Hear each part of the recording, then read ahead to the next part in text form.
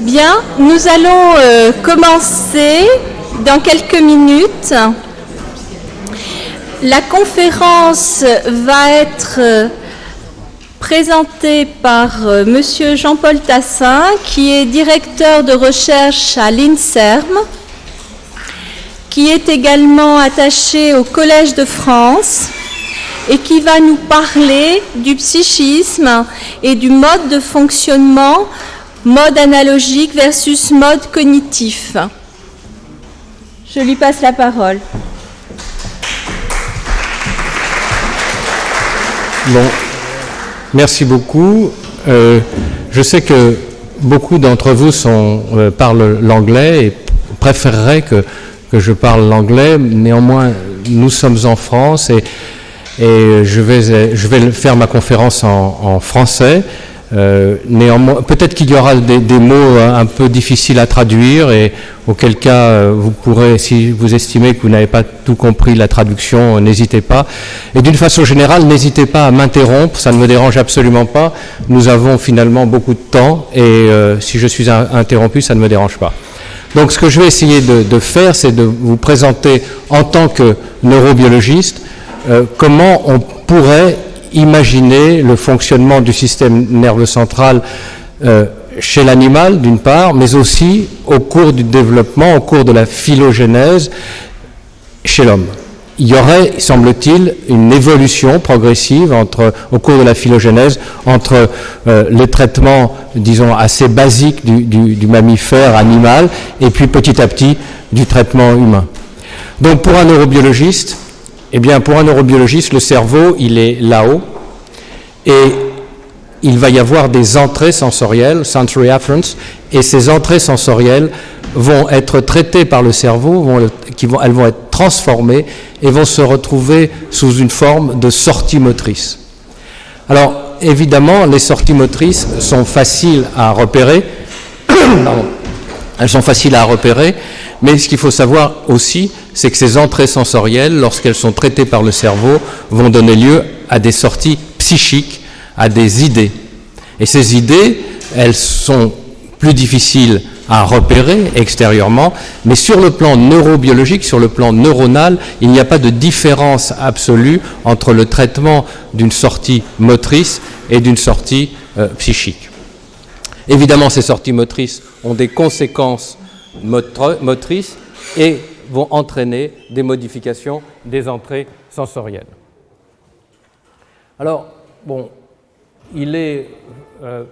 disons qu'il est relativement facile, quand on veut essayer de parler du psychisme, de prendre un exemple qui est celui de l'enfant précoce, le gifted child, et qui se caractérise donc, lui, par son intelligence, sa maturité, son agilité mentale, son sens de l'humour. Et on peut essayer de chercher, en fait, par rapport à ce que l'on pourrait imaginer du fonctionnement du système nerveux central, quelles sont les différences qui pourraient exister entre l'enfant dit moyen et l'enfant gifted. Et est-ce qu'effectivement on pourrait repérer des différences? Parce que l'enfant gifted, il a toutes ces qualités, mais il a aussi des problèmes qui sont liés à des difficultés de concentration et voire même des échecs scolaires qui, d'une certaine façon, sont étonnants puisqu'il est normalement capable d'apprendre et de comprendre plus vite que les autres, et malgré tout, il va se trouver confronté, pour certains d'entre eux tout au moins, à des échecs scolaires. Alors en fait, pour arriver à trouver un mode de réflexion, une façon de réfléchir, on peut considérer qu'il y a grossièrement deux grands types de traitement de l'information dans le système nerveux central. Un traitement extrêmement rapide, qu'on peut appeler analogique, et dont le codage dépend des caractéristiques génétiques, c'est-à-dire que vous avez un cerveau qui fonctionne en fonction des informations génétiques qu'il a reçues, et par exemple les protéines des canaux ioniques, on va en dire deux mots, mais il a cette base de fonctionnement qui est la traduction d'éléments génétiques. Et puis il y aurait un deuxième traitement qui serait plus lent, cognitif, qui apparaît plus tard dans le développement, qui n'existe pas à la naissance, mais qui fait intervenir des structures particulières comme le cortex préfrontal, et surtout l'action de ce qu'on appelle les modulateurs, qui sont en fait des neurones spécialisés dans la recherche des structures cérébrales nécessaires à une sortie comportementale adaptée aux entrées sensorielles. Et en fait, ce traitement plus lent cognitif dépend des conditions affectives, et en particulier du stress et des motivations. Et c'est ça ce que je vais essayer de vous présenter, c'est l'existence de ces deux systèmes, de voir comment on peut les repérer dans le système nerveux central. Alors, la difficulté évidente au départ, c'est qu'il y a, le système nerveux central est très complexe, qu'il y a une centaine de milliards de neurones dans le système nerveux central, et en plus, chacun de ces neurones fait de 1000 à 10 000 contacts avec ses axones. Ici, on voit ici les contacts. Et qui plus est, le contact se fait par l'intermédiaire de cette communication, se fait par l'intermédiaire de molécules qui sont des neurotransmetteurs. Et il y a, vous voyez, une centaine de neurotransmetteurs qui sont fabriqués par le cerveau, libérés par les neurones et qui permettent la communication. Donc, 100 milliards de neurones, 1000 à 10 000 contacts par neurone et 100 neurotransmetteurs. Extrêmement complexe.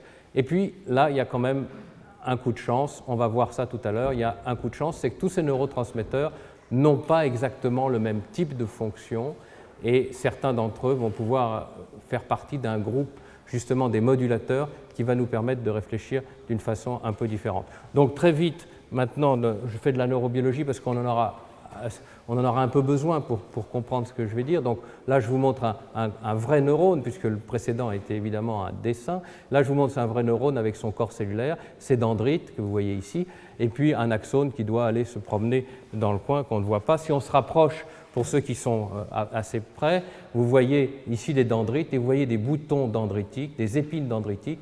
Et cette coloration permet de voir un neurone sur 10. C'est-à-dire qu'ici, vous avez un neurone, vous le voyez entièrement coloré, c'est une coloration de Golgi, mais il y a 9 neurones que vous ne voyez pas, et en particulier, il y a des axones qui arrivent ici et qui viennent faire contact sur les épines dendritiques. Alors cette épine dendritique, eh bien, c'est là où a lieu la synapse, le contact entre le neurone émetteur et le neurone récepteur. Et si maintenant on se met en microscopie électronique, on voit ici la terminaison du neurone, le bout de l'axone, avec à l'intérieur des petites vésicules qui contiennent les neurotransmetteurs qui vont être libérés à l'occasion d'un signal qui vient du corps cellulaire. Et puis là, vous avez la synapse, le contact, la libération, le récepteur qui est en face, et ici, le dendrite qui reçoit l'information. Bien, alors, je résume très vite. On a un corps cellulaire qui est très loin, qui est au bout de la salle, l'axone qui arrive ici, la terminaison qui est ici, et puis là, des vésicules qui contiennent le neuromédiateur. Et puis, à l'occasion d'un signal qui vient du corps cellulaire, les vésicules viennent se mettre contre la terminaison présynaptique, libèrent leur neuromédiateur et se retrouvent sur le récepteur. Et le récepteur, qui se trouve sur la partie donc réceptrice, le neurone postsynaptique, eh bien, ce récepteur va transmettre le message émis par le neurone émetteur. Alors maintenant qu'on sait tout ça, eh bien, on a une petite chance dont je vous parlais tout à l'heure, c'est que les neurones ne sont pas tous identiques. Chacun libère son neurotransmetteur, mais justement, parce que chacun libère son neurotransmetteur, ils font partie de deux grands groupes, au moins, peut-être plus, mais en tout cas deux grands groupes.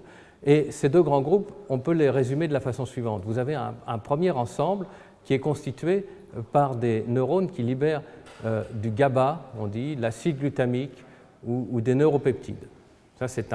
Et ça, c'est le grand groupe, 99%, 99%, c'est énorme. Ça veut dire que presque tous les neurones du système nerveux central libèrent ce genre de neurotransmetteurs et ils fonctionnent en point à point, c'est-à-dire qu'il y a une émission d'une structure et on va vers une autre structure. C'est le téléphone portable, un émetteur, un récepteur.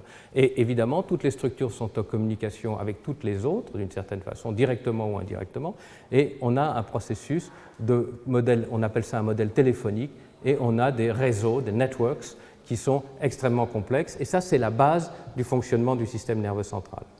Et puis, il y a une petite partie extrêmement minoritaire, là j'ai mis 1%, mais c'est moins de 1%, 0,6, 0,7%, qui libère trois autres types de neurotransmetteurs, la sérotonine, 5-hydroxytryptamine, la noradrénaline ou la dopamine. Et ces trois systèmes libèrent leurs molécules, ces neurones libèrent leurs molécules qui ont des conséquences non plus de communication d'informations, comme dans le processus téléphonique, mais dans modulation de l'information. Ce sont des modulateurs. Alors on appelle ça un émetteur diffus parce que les corps cellulaires sont rassemblés dans le mésencéphale et que les axones vont de façon très divergente vers l'avant du cerveau. Donc c'est un modèle radiophonique. Vous avez un émetteur à un endroit précis du cerveau et cet émetteur envoie des informations et si vous avez un récepteur, une radio, quelque part dans le cerveau, vous recevez l'information. Et la même information peut arriver à différents endroits du cerveau, à différentes structures. Donc ce modèle radiophonique est réalisé par des modulateurs et évidemment ces modulateurs modulent, c'est leur boulot, modulent les réseaux. Mais que d'un autre côté, les modulateurs reçoivent des informations des réseaux et ils vont fonctionner en fonction des données que perçoivent les réseaux. Donc les réseaux modulent, les réseaux plutôt activent les modulateurs et les modulateurs modulent les réseaux. Donc on est dans un système encore assez fermé, mais ce qui est nouveau, c'est cette notion, enfin ce qui est intéressant, c'est cette notion de modulateur. Alors on va essayer de les placer, ces modulateurs, dans le cerveau. Avant de les placer, on va placer le cerveau, puis ensuite on va placer l'essentiel, les 99%, et puis après je vous montrerai les modulateurs et vous verrez que les choses sont vraiment très différentes. Donc, première partie, le cerveau. Alors évidemment c'est un schéma, mais vous voyez qu'a priori, vous avez au départ un tube neural avec une petite boule qui est l'encéphale, qui est ici, et puis au fur et à mesure de la phylogénèse, eh bien, le cerveau va se développer et ils vont apparaître le mésencéphale, le thalamus, l'hypothalamus, des structures sous-corticales, comme des structures limbiques, septum, amygdale, hippocampe, et puis les structures corticales qui vont finalement couvrir l'ensemble du système. Alors, ce qu'il faut voir, c'est qu'à chaque fois qu'une structure nouvelle apparaît dans la phylogénèse, à chaque fois, vous avez cette structure nouvelle qui contrôle un peu la structure du dessous. Donc, les structures limbiques vont contrôler les structures extrapyramidales, les structures thalamiques. Oui, c'est vrai, mais malgré tout, ces structures qui sont en dessous de celles qui viennent de se développer gardent une certaine autonomie. Donc, nous nous trouvons dans une situation où nous avons peut-être l'impression, parce que nous avons accès à notre traitement cortical, nous avons l'impression de contrôler ce que nous pensons, mais en fait, notre cortex nous donne un certain nombre d'informations, mais de toute évidence, ça continue à travailler en dessous, et ça travaille de telle façon que ce qui se passe en dessous, nous n'y avons pas nécessairement accès. Et que comme nous n'avions pas nécessairement accès, nous sommes quand même contraints de faire un certain nombre de choses que nous ne contrôlons pas et qui, dans certains cas, ne correspondent pas à ce que nous souhaiterions faire. Donc il y a des contradictions qui peuvent apparaître de par justement la phylogénèse du système qui s'est développée progressivement en donnant de plus en plus de contrôle aux dernières structures qui apparaissent, mais en laissant les structures sous-corticales, et heureusement, continuer à fonctionner, et heureusement qu'elles continuent à fonctionner parce que le cerveau a beaucoup d'autres choses à faire que de penser et de bouger.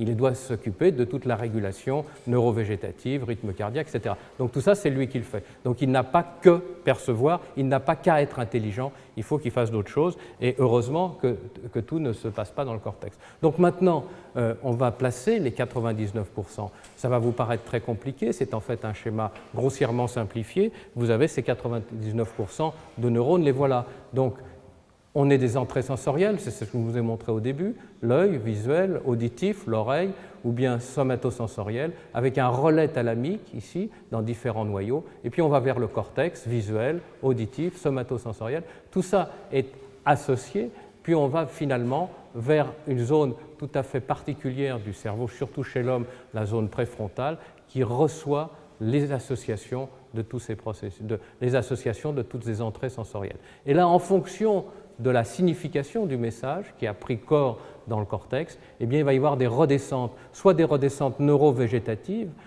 vers donc le système neurovégétatif, soit des redescentes cortico, striato, palido, thalamo-corticales, des boucles qui permettent de réguler la motricité ou éventuellement d'intervenir sur l'émotion et l'émotivité. Donc là, 99%, et aucun des neurones qui sont ici ne libère de la dopamine, ne libère de la noradrénaline ou ne libère de la sérotonine, ces fameux modulateurs. Alors, comment sont-ils ces modulateurs? Et on les voit là. Voilà, ce sont les trois modulateurs, et vous voyez que c'est totalement différent. Le schéma n'a plus aucun rapport. Vous avez la sérotonine qui est en jaune, ici, j'ai un rappel dorsal, la dopamine qui est en rose, et puis ici, la noradrénaline qui est en blanc. Et vous voyez que tous ces axones vont de façon très, très divergente vers l'avant du cerveau. Donc, on a une sorte de second circuit, un second circuit qui est superposé au précédent. Ces deux circuits qui, en fait, communiquent évidemment, puisque, comme je vous le disais, les modulateurs reçoivent l'information des systèmes de base. Mais ils communiquent, mais ils fonctionnent de façon particulière. Et ce que font les modulateurs, c'est qu'ils font des choix en fonction des situations auxquelles l'individu est confronté. En fonction de ces situations, ils font des choix, des structures qu'il faut utiliser pour répondre à certaines tâches. Alors, pour répondre aux situations qui sont vécues tous les jours. Alors, on pourrait penser que les trois systèmes fonctionnent de la même façon, et ça, c'est une erreur, c'est qu'en fait, les trois systèmes modulent, mais les trois systèmes modulent selon des règles différentes. Et c'est ces règles différentes qui peuvent être intéressantes à connaître, parce qu'elles sont maintenant bien repérées, et elles permettent de comprendre comment le processus, la mise en place de la pensée, la mise en place du psychisme peut se développer. Alors, le premier système dont on parle le plus, si vous voulez, c'est le système du locus ceruleus, c'est le système noradrénergique. Là, j'ai claqué des mains, et ce claquement de mains qui a modifié le son de ma voix, enfin le son que vous entendiez, a fait que vraisemblablement tous les locus ceruleus de la salle ont réagi.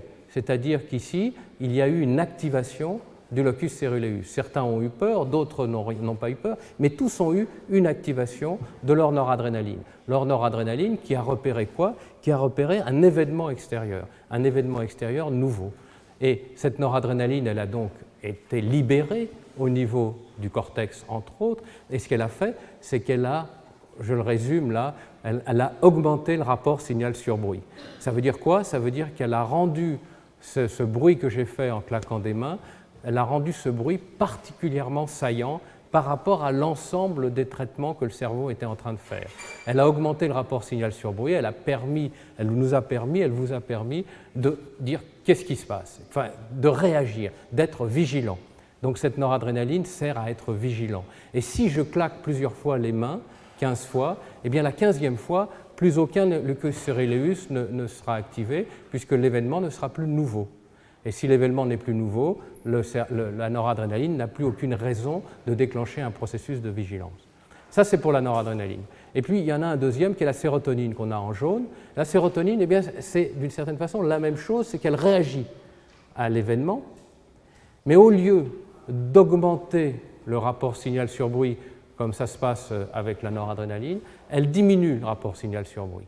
Donc la sérotonine protège le cerveau des événements extérieurs. La sérotonine met le cerveau dans une situation qui fait qu'il va pouvoir continuer à travailler malgré le problème qui vient d'apparaître. Donc la sérotonine va protéger, elle diminue le rapport signal sur bruit, elle permet au cerveau de continuer et elle va s'épuiser relativement rapidement si on est dans une situation de frustration. Une histoire très rapide, si vous êtes pris dans un embouteillage et que vous avez un rendez-vous très important, eh bien, au bout d'un quart d'heure ou 20 minutes, le moindre événement un peu désagréable, celui qui touche votre voiture, qui abîme l'aile avant gauche,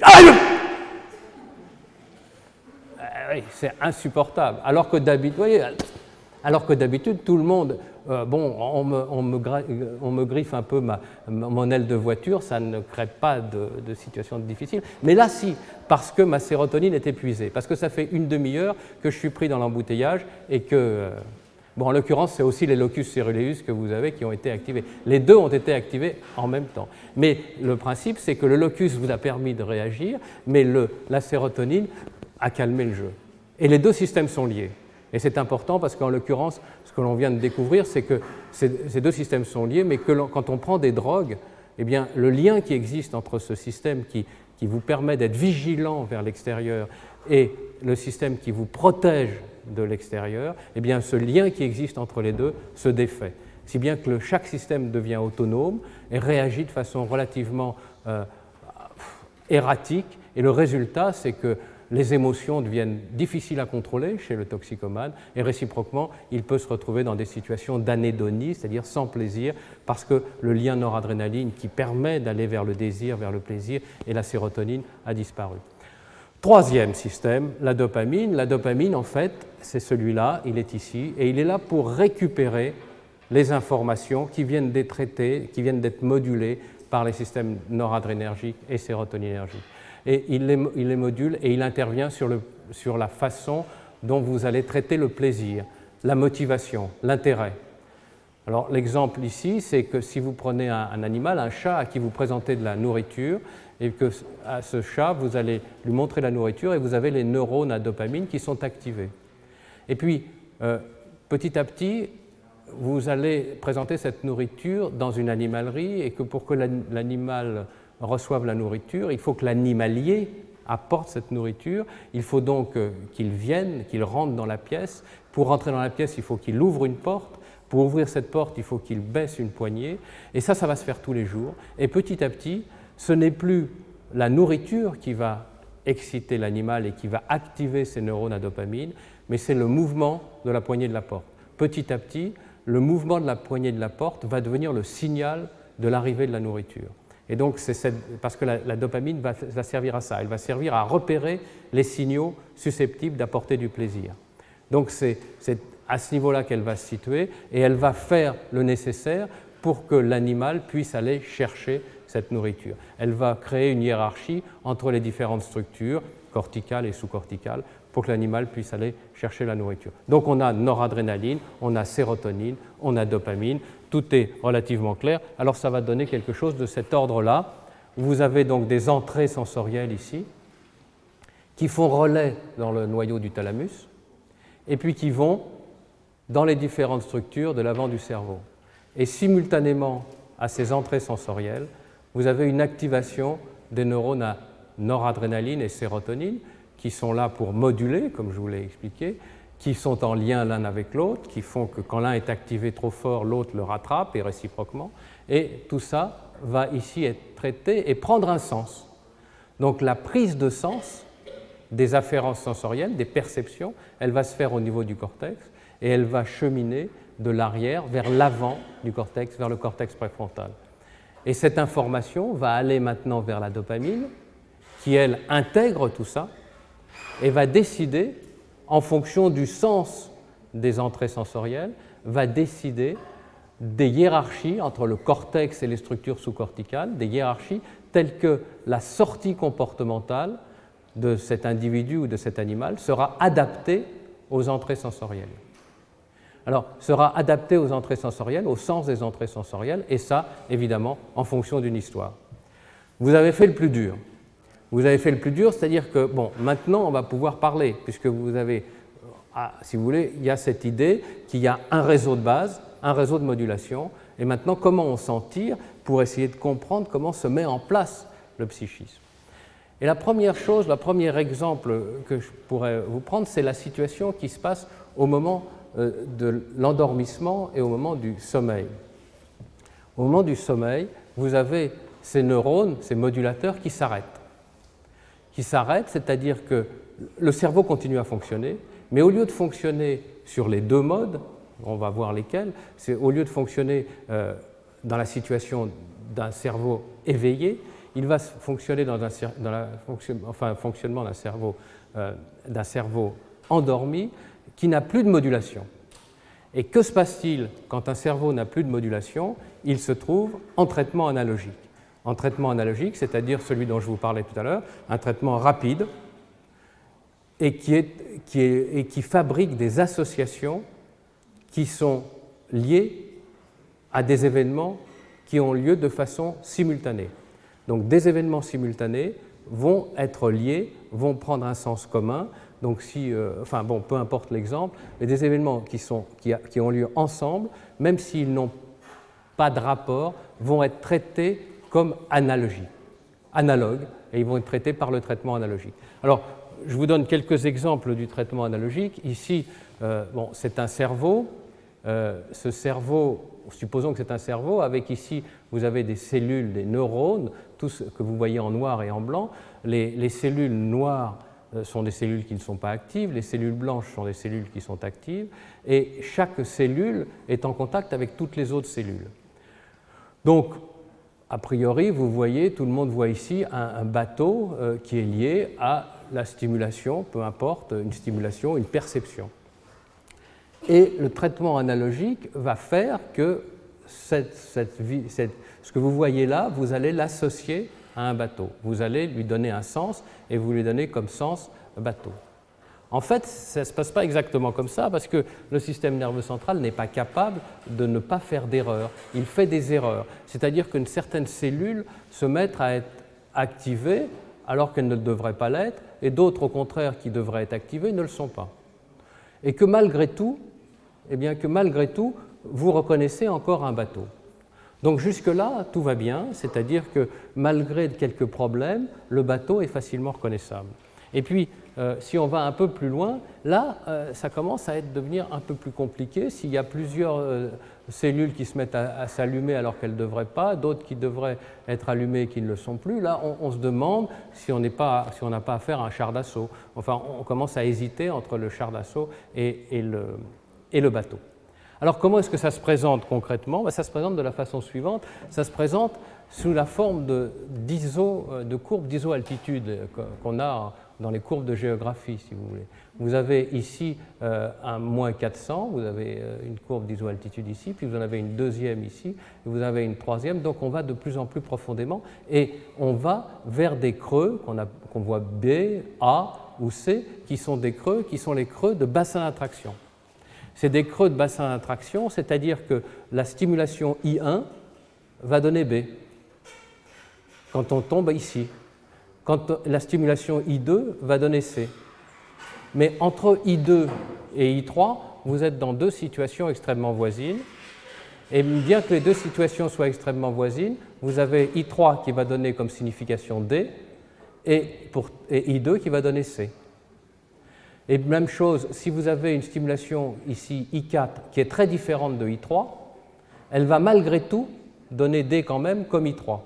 Donc vous avez ces combinaisons assez compliquées. Alors il y a les exemples, l'autre exemple c'est la reconnaissance des visages. Donc quand nous avons inconsciemment repéré un certain nombre d'éléments saillants dans un visage, et ça dès les premiers mois de notre vie, certains visages nous les repérons les éléments saillants.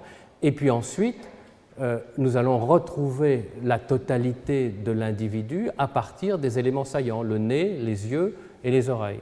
Moyennant quoi, si on vous présente deux individus, si on suppose que c'est le nez, les yeux et les oreilles qui sont les éléments saillants que vous avez repérés, si on représente deux individus différents, mais qui ont les mêmes éléments saillants, le même nez, les mêmes yeux et les mêmes oreilles, à ce moment-là, vous allez les confondre. Vous allez considérer pendant un temps court qu'ils sont identiques. Vous allez les considérer comme analogues et vous allez faire ce qu'on appelle une confusion de bassin, c'est-à-dire que bien que les deux personnes soient différentes, si elles ont les mêmes éléments saillants, eh bien elles sont confondues. Et il va falloir un deuxième traitement, c'est celui dont on va parler après, un deuxième traitement qui va vous permettre de repérer d'autres éléments qui ne sont pas saillants, mais qui sont différents et qui vont vous permettre de sortir de cette confusion de bassin et de différencier effectivement la première personne de la deuxième personne. Alors, dans certains cas, les éléments saillants sont très très forts. Alors, l'exemple que l'on peut donner pour bien montrer ça, c'est l'exemple d'un enfant blanc qui est élevé chez les Noirs, en Afrique. Et réciproquement, l'exemple d'un enfant blanc qui est élevé en Europe. Eh bien, si on présente un noir à un enfant blanc élevé en Afrique, il n'aura aucune difficulté pour le reconnaître par rapport à d'autres noirs. En revanche, l'enfant blanc qui n'a vu que des blancs à qui on présente un noir va confondre les noirs parce que la couleur noire est tellement forte, elle est tellement attractive qu'il ne sera plus capable de faire des différences. Le noir va attirer totalement.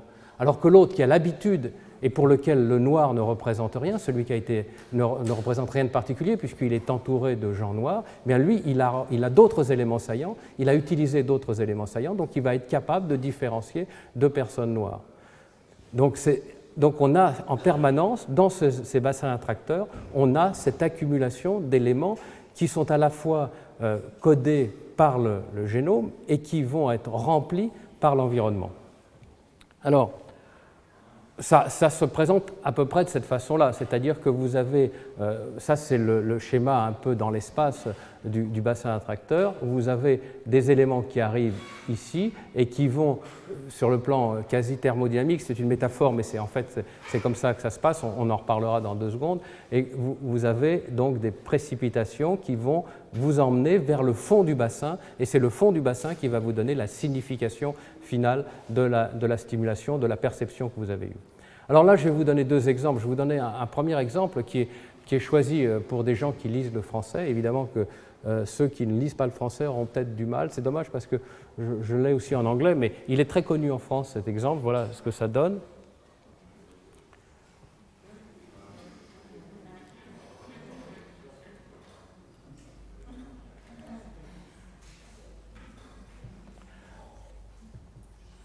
Bon, alors, je pense que tous ceux qui ont l'habitude de lire le français l'ont lu sans aucun problème, et pourtant, il n'y a pas un seul mot qui est correct.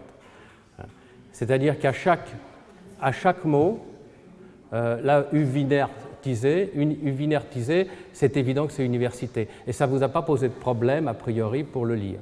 Enfin, en principe. La première fois que je l'ai présenté, le rire c'était marrant, les gens ont ri, ils ont commencé à rire au premier rang et puis le rire est parti vers l'arrière. C'est assez bizarre, comme si le premier rang avait compris d'abord et puis après il y avait une vague. Bon, mais vous voyez, le principe c'est ça, c'est qu'un mot va donner lieu à un sens à partir d'une stimulation. C'est-à-dire qu'une stimulation même qui n'est pas correcte va être reconstruite par le système nerveux central de façon à aller dans le bassin attracteur et du coup, vous avez, selon une étude de l'université de Cambridge, l'ordre des lettres dans un mot n'a pas d'importance. Bon, ça pose même plus de problème. On le lit de façon tout à fait normale, bien que tout soit dans le foireux. Alors, l'autre exemple que je vais vous donner, c'est un exemple que je présente souvent parce que il m'amuse et puis ça m'intéresse de voir. Les gens ne réagissent pas toujours de la même façon, ça dépend. Donc, c'est un exemple, je vais vous faire passer une diapositive très, très rapidement. Et je vais vous demander de me dire assez vite, ceux qui parlent le français peuvent me le dire en français, ceux qui parlent l'anglais me disent en anglais, ça n'a aucune importance, ce que vous avez vu. Alors, ce que je dis aussi, toujours, c'est que ce n'est pas sexuel, donc ne vous inquiétez pas, et ce n'est pas non plus un test d'intelligence. Hein. Vous trouverez toujours quelque chose, et ce que vous trouverez n'a rien à voir avec l'intelligence. Donc c'est ça, donc il faut avoir il faut se détendre, et il faut lâcher ce que vous allez voir, et ensuite, eh bien, on en dira 2 mots. Donc, on y va, vous êtes prêts, je vais essayer de passer suffisamment vite dessus, tout le monde est prêt, et il faut que vous me le disiez tout de suite après, ce que vous avez vu, vous n'attendez pas 3 minutes pour réfléchir, est-ce que j'ai bien vu? Non, vous me le dites tout de suite après. Vous êtes prêts? On y va. Qu'est-ce que vous avez vu? Pardon. Un arrosoir, un parachute? Pardon? Une grenouille, j'ai entendu, oui. Un animal avec 2 petits yeux. Il y a encore d'autres... Pardon? Parce que vous avez dit plein de choses, alors je n'ai pas tout entendu. Pardon? Un quoi? Une bouée en pleine mer, oui. Un yo-yo? Un jouet? Personne n'a encore vu ce que c'était. Un coquillage, voilà. Donc, vous voyez, c'était effectivement... Alors, on va voir ce que c'est et vous allez comprendre ce que je voulais dire. Il y a certains qui ont dit... Ça vous fait rire. Pourquoi ça vous fait rire? Je ne sais pas. Donc, alors, l'histoire est la suivante. C'est que on va voir que tout a un sens. Bon, là, effectivement, ça peut être la mer. Bon, grosso modo, 60% des gens répondent « c'est une grenouille ». Il y a des gens qui ont répondu « grenouille », je ne sais pas si c'est 60%, mais il y a des gens qui ont vu une grenouille. Mais oui, ils voient une grenouille parce qu'il y a ça. Et ça, c'est comme ça, la grenouille. Bon. Et puis, il y a les petits yeux. Il y a aussi des gens, et qui existent sûrement ici, mais qui ne l'ont pas dit, qui voient un petit chat. Comment est-ce qu'ils voient le petit chat? C'est parce que là, au lieu de voir des yeux, ils voient des oreilles. Hein? Ah oui, ils voient des oreilles, à ce moment-là, ils voient un petit chat. Et puis il y a aussi ceux qui voient les coquillages, c'est effectivement des coquillages. Il y a aussi ceux qui voient la bouée qui est là et qui est sur la mer. Tout ça, c'est plan, et donc c'est la mer. Et vous voyez qu'à partir d'une stimulation qui est typiquement analogique, qui va durer un temps très court, eh bien, vous allez faire un sens. Vous allez donner un sens, c'est-à-dire que vous allez donner un nom à ce que vous avez vu, et donc vous allez fabriquer un bassin, vous allez aller dans un de vos bassins d'attracteurs. Et alors le bassin d'attracteur, il dépend de vous. Il dépend complètement de votre histoire, et de votre histoire éventuellement très proche. C'est-à-dire que si, ça m'est arrivé de présenter ça dans un club de golf, eh bien, il y a des gens qui ont vu une balle de golf. Parce qu'effectivement, il y avait des petits trucs comme ça peut ressembler à une balle de golf. C'est parce qu'ils avaient stimulé leur bassin balle de golf. Et donc, quand ils voient une petite stimulation, toc, ils ont la réponse. Donc voilà. Alors, comment ça se passe? Pourquoi est-ce qu'on fabrique ce genre de processus? Il faut bien comprendre que ce que vous avez vu, ça a duré moins de 300 millisecondes, moins de 400 millisecondes, et ce que vous avez traduit, ça a duré beaucoup plus de 400 millisecondes, beaucoup plus de 500 millisecondes. Donc vous êtes passé du premier traitement, qui est le traitement rapide et la perception, et qui va stimuler un certain nombre de vos bassins d'attracteurs, au deuxième traitement, qui est le traitement cognitif, et qui vous a permis de donner un sens et de me dire grenouille. Grenouille ou bouée ou je ne sais plus. Bon. Alors, comment ça se passe? Ça se passe de la façon suivante. C'est ça. Comment se font les bassins d'attracteurs? Mais ils se font de la façon suivante. C'est-à-dire que vous avez des stimulations, des visions. Vous avez une stimulation de deux objets simultanés, l'objet 1 et l'objet 2, et que si ces deux objets sont vus de façon disons, simultanée, eh bien, progressivement, il y a des liens qui se créent entre les deux systèmes qui traitent du premier et du deuxième objet. Et quand on renforce les synapses, c'est comme ça qu'on appelle ce truc. Et quand après, vous ne voyez qu'un des deux objets, eh bien, un des deux objets va stimuler le bassin correspondant et vous aurez les deux ensemble. Donc, si vous avez la bouche symbolique de la grenouille, que vous ne voyez que ça, eh bien, cette bouche symbolique, très large, eh bien, cette bouche va vous créer l'ensemble, à savoir la grenouille, puisque vous allez aller dans ce bassin qui est le bassin correspondant à la grenouille. Même chose entre le visuel et le tactile. Vous avez une stimulation visuelle qui est associée à une stimulation tactile. Vous avez un renforcement des synapses, et lorsque vous avez juste la stimulation tactile, eh bien, vous retrouvez l'image qui est associée à la stimulation tactile, bien que l'image ne soit plus là. Vous allez dans le bassin qui contient la stimulation tactile et l'image réapparaît. Donc ça, c'est le traitement analogique, c'est le traitement auquel nous sommes tous soumis, c'est le traitement de base, c'est le traitement qui nous permet de fonctionner, c'est le traitement de l'animal d'une certaine façon.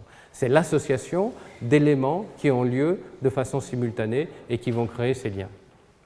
Alors, maintenant, une fois qu'on a vu ça, eh bien, on va aller voir le second traitement.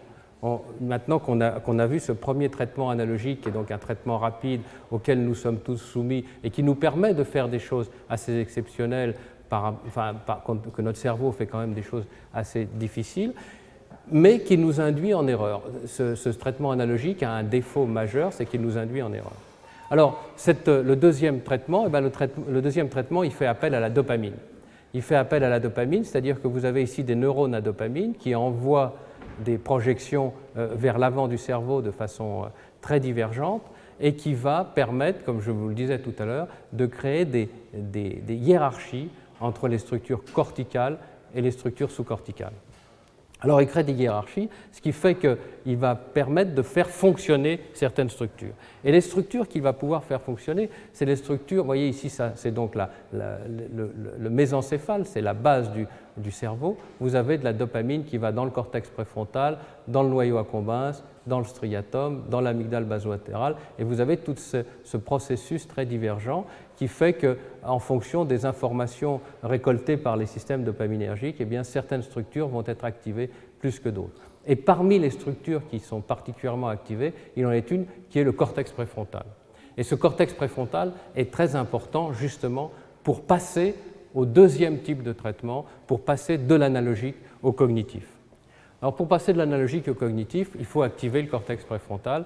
Et qu'est-ce que fait le cortex préfrontal? Eh bien, il a trois rôles essentiels. D'une part, il fait un inventaire de la mémoire à court terme, il rassemble les éléments nécessaires à la réalisation d'une tâche, et il élimine les interférences internes et externes qui sont susceptibles d'interrompre les enchaînements comportementaux. Il permet de partir d'un point et d'aller vers un autre sans dévier, sans être pris précisément par le traitement analogique.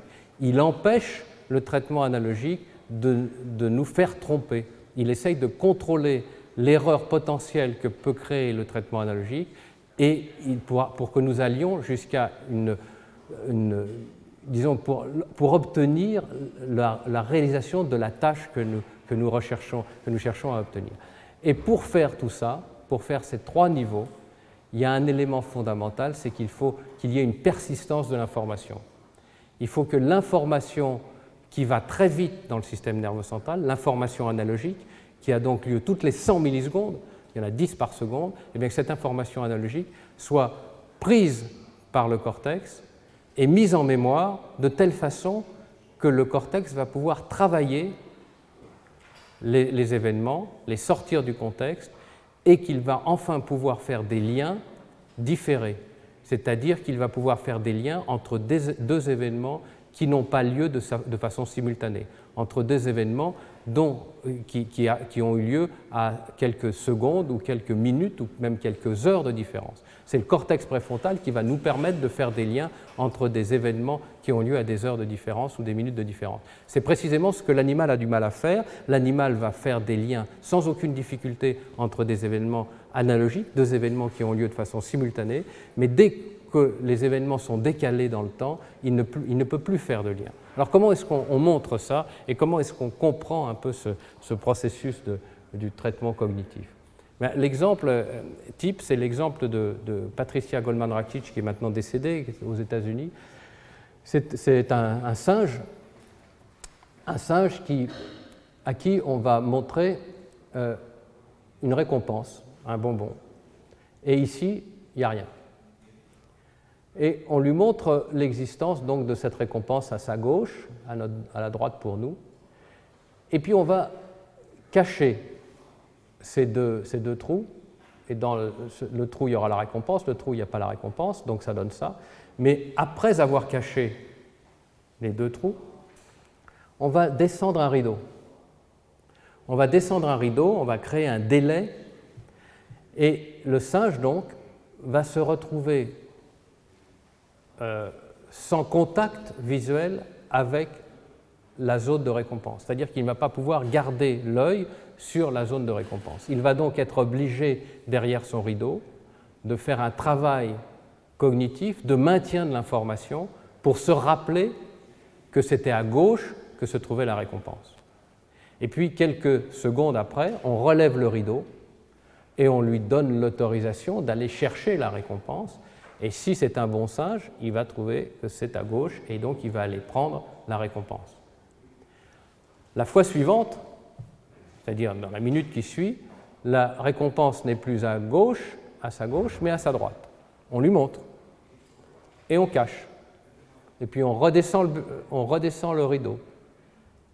On laisse un certain temps, on relève le rideau et on lui donne la possibilité d'aller chercher la récompense s'il sait où elle est. Si c'est un bon singe, il a retenu effectivement qu'il fallait changer l'information, que l'information à gauche était devenue à droite et qu'il fallait donc éliminer l'information précédente plutôt que de rester toujours sur le fait que c'était à gauche. Il a fait ce qu'on appelle de l'alternance différée. Alors, pour faire cette alternance différée, il y a un certain nombre de nécessités absolues. La première nécessité, c'est d'avoir un cortex préfrontal qui marche. Parce que le cortex préfrontal est une des seules structures qui permet précisément de sortir l'information du contexte et de la maintenir en mémoire. Puisque toutes les 100 millisecondes, nous avons une nouvelle information, que cette nouvelle information élimine ce qui vient de se passer dans les 100 millisecondes précédentes. Et que si nous voulons suivre l'affaire, il faut absolument que nous prenions l'information, que nous la mettions dans un certain type de mémoire éventuellement de travail, et que nous gardons pendant un certain temps, ce qui nous permet de réfléchir et de trouver des solutions éventuelles. Donc pour faire ça, il faut avoir un cortex préfrontal. Mais il ne faut pas que ça, parce qu'un cortex préfrontal tout seul, ça ne marche pas. Pour que le cortex préfrontal marche, il faut qu'il soit modulé. il faut qu'il soit modulé par les modulateurs. Tout ce que je vous ai raconté au début et qui vous a paru un peu bizarre, avec pourquoi il nous raconte tout ça, à quoi ça sert, eh bien, en fait, ça sert à ça. Ça sert à comprendre que pour qu'il y ait un traitement cognitif, pour qu'il y ait un cortex préfrontal qui marche, il faut absolument que les modulateurs soient activés. Et les modulateurs, ils ne sont pas activés sans raison. Les modulateurs, ils sont activés en fonction des conditions dont je vous ai parlé tout à l'heure. Soit parce que j'ai claqué des mains, noradrénaline, soit parce que j'ai aussi claqué des mains, sérotonine, mais soit aussi parce que c'est agréable, parce que c'est un signal annonçant une récompense. Et si jamais j'avais mis ici, à la place d'un bonbon ou d'une goutte de jus de pomme, parce que les singes adorent le chocolat ou les gouttes de jus de pomme, si on met un caillou, l'alternance différée ne marchera jamais. Il faut absolument qu'il y ait la motivation. Il faut que la dopamine, précisément, les modulateurs, soient capables d'activer le travail qui va permettre le traitement cognitif. Si vous n'avez pas ce modulateur présent pour activer le traitement cognitif, eh bien, il n'y aura jamais alternance. Alors, c'est vraiment une différence, en fait. C'est une différence entre le singe, entre le rat, entre le hérisson, parce que l'alternance différée, tout le monde n'est pas capable de la faire. Tous les mammifères ne sont pas capables de la faire, du moins pas dans les mêmes niveaux. Un bon singe, eh bien, il est capable de retenir l'information pendant 17 secondes. 17 secondes, ça vous paraît très court. En fait, c'est pas mal, 17 secondes. C'est quand même 1700 fois... c'est 170 fois 100 millisecondes. Ça veut dire qu'il est capable de tenir comme ça. Et au bout de 17 secondes, si on ne lui a pas relevé le rideau, plof, ça se mélange, il va se tromper, il va faire une réponse une fois sur deux.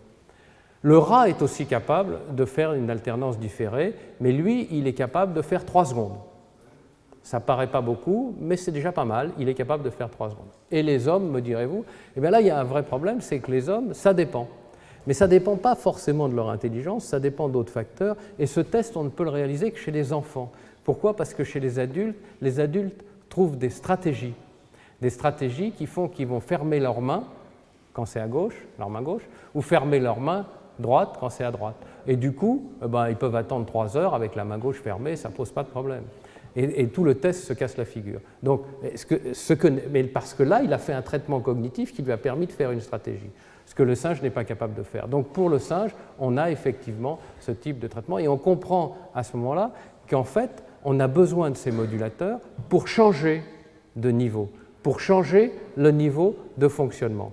Et nous sommes, mammifères supérieurs en principe, nous sommes capables de faire les 2 traitements, le traitement analogique rapide qui nous met dans une situation qui nous permet de faire des choses qui nous étonne nous-mêmes d'une certaine façon, et le traitement cognitif qui nous permet de sortir du traitement analogique et, dans certains cas, d'éviter les erreurs. Alors, on arrive sur un modèle qui a cette allure-là. Vous avez ici, là ça tombe bien pour ceux qui parlent l'anglais, puisque celui-là il est en anglais. Donc vous avez des entrées sensorielles, et cette entrée sensorielle va stimuler donc, le réseau de neurones dont je vous parlais, c'est-à-dire qu'il va y avoir une sorte de bassin d'attracteurs qui va être activé, et c'est ce qu'on appelle un essaim de neurones. L'essaim de neurones, c'est les quelques neurones qui correspondent à un bassin qui vont être activés et qui auront un sens. Donc si la situation est connue, entre guillemets, si la stimulation qui est arrivée va dans un bassin d'attracteurs et que tout ça paraît cohérent, à ce moment-là, on a un traitement analogique, et ce traitement analogique va se faire pendant quelques centaines de millisecondes. Et ça, c'est ce que nous faisons en continu, sans nous en rendre compte, c'est-à-dire que nous sommes en permanence en train de traiter de façon analogique nos informations parce que c'est comme ça que ça marche. Et même si nous n'en avons pas conscience, nous sommes en permanence en train de faire ce traitement analogique. Toutes les 100 millisecondes, il y a des trucs qui nous arrivent et qu'on ne voit pas. Par exemple, le micro qui était là, il est évident que mes yeux l'ont vu depuis le début de la séance, mais c'est maintenant seulement que je vois le micro parce que je porte mon regard vers le micro et que je retiens l'information pendant plus des 100 millisecondes ou 200 millisecondes qui était le cas jusqu'à présent. Et maintenant, je sais que le micro est là et je suis capable, parce que je fais un traitement cognitif, de voir que le micro est là. Mais j'ai modifié le traitement. J'ai envie de vous donner un exemple qui va peut-être être compliqué pour le traducteur, mais enfin, je vais vous le donner pour voir un peu comment fonctionnent ces deux traitements. C'est une sorte de jeu auquel on ne pourra pas jouer parce que c'est un peu long, mais le principe est de dire je vais vous donner une énorme récompense, pardon, vous aurez une énorme récompense si demain vous êtes capable de me dire combien on était dans cet amphithéâtre aujourd'hui. Ça, c'est la première situation. Deuxième situation, il y a un problème? Non, ça va? Non, bon. Non, mais là, c'est un moment difficile. Alors, bon, attention. Hein. Deuxième situation, je vous dis demain, sans vous prévenir, demain, je vous dis combien étions-nous dans l'amphithéâtre hier. Je vous le dis demain et je vous dis là, je vous donne une très grosse récompense si vous êtes capable de me dire combien on était dans l'amphithéâtre hier. Donc, que va-t-il se passer si on est dans la situation initiale? C'est-à-dire, je vous dis aujourd'hui, demain, je vous donne une très grosse récompense si vous êtes capable de me dire combien on était dans l'amphithéâtre. Ce que vous allez faire maintenant, c'est que vous allez faire du traitement cognitif. Vous allez faire du traitement cognitif et vous allez compter tous les gens qui sont là. Et une fois que vous aurez le chiffre, vous allez l'envoyer en analogique. Vous aurez fait votre traitement cognitif ici, et vous allez renvoyer ce chiffre en analogique. Vous allez le mémoriser en analogique. Et demain, quand je vous demanderai combien étions-nous hier, vous allez passer de l'analogique vers le cognitif sans difficulté, puisque vous aurez votre chiffre stocké en analogique et qu'il vous suffira de le faire revenir. Deuxième situation, je vous le dis demain. Je ne vous ai pas prévenu aujourd'hui, c'est demain que je vous préviens. Et je vous dis, alors, combien étions-nous hier? Alors, qu'est-ce que vous faites?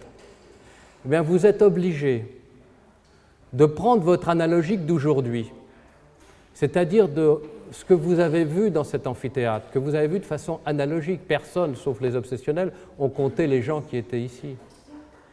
Donc, en fait, vous n'avez pas compté, mais vous avez une idée grosso modo. Et demain, vous allez reconstruire à partir de votre analogique un chiffre qui a toutes les chances qui aura toutes les chances d'être grosso modo bon, mais qui a toutes les chances où il y a une erreur.